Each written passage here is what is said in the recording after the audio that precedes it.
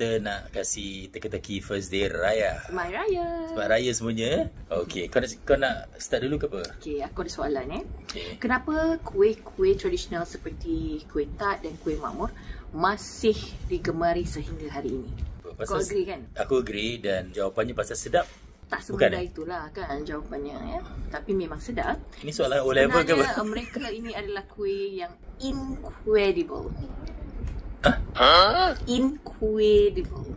Oh, wah, ni A-level punya teka-teki.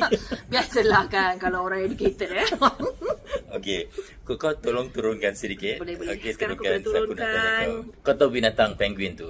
Burung penguin tu. Kau tahu kan? Okey. Okey, dia punya depan dia putih. Macam baju kita ni, depan putih. Apa kena mengena dengan raya ni? Tak ada kena-mengena. Tak ada. Tak ada. Kau kata teka-teki raya. So First day raya. Aku research. Tak apa, aku kena lower lagi level. Okay. Boleh. Dia tak ada kena-mengena dengan raya. Putih. Ini supplier aku kasih. Penguin ni, kenapa depan dia putih, belakang dia hitam?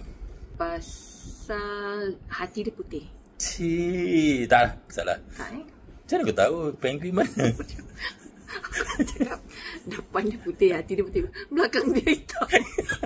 Hati dia kat belakang hitam. Botot dia. Astagfirullah. Astagfirullah. Okey, pasal apa? Tangan dia pendek. Jadi dia boleh cuci depan aja. Astagfirullah, nonsense Dia tak sampai kat belakang. Dahsyat daripada jawapan aku yang tadi tu. Dia setengah depan aja dia boleh cuci. Itu sebab depan putih. Itulah. Ini adalah mungkin masalah kaum lelaki kan. Aku punya semua related dengan Hari Raya.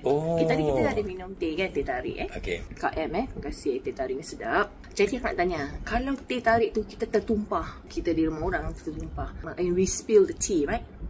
Apa jadi teh tu? Tumpah. Tak boleh minum lah. Jadi dirty lah. Kan? Dirty. Oh, bagus. Dan itulah dia. Kalau kita tumpah tea, siapa yang nak kena bersihkan? Oh, ni lagi satu soalan. Kena mengena dengan tea. Bersangkut paut. Oh, kau nampaknya sudah master. Ini dad joke. Ni level kayangan sikit lah. Kalau kita dah tumpah teh, Siapa yang bersihkan? Siapa selalu yang bersihkan? Orang rumah lah. Aunty lah.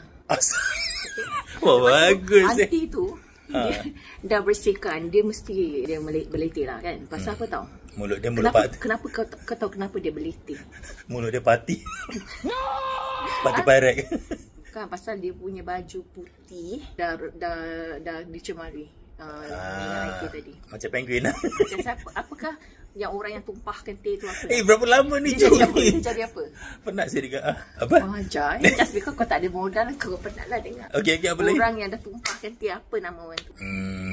Apa dia? Orang tu naughty. Oh, okey. Kenapa manusia ada dua ginjal? Yelah, tanpa dua ginjal kita sakit lah.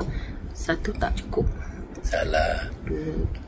Kerana kalau dia ada 3, itu ganjil namanya. Ganjil kau punya. Ganjil.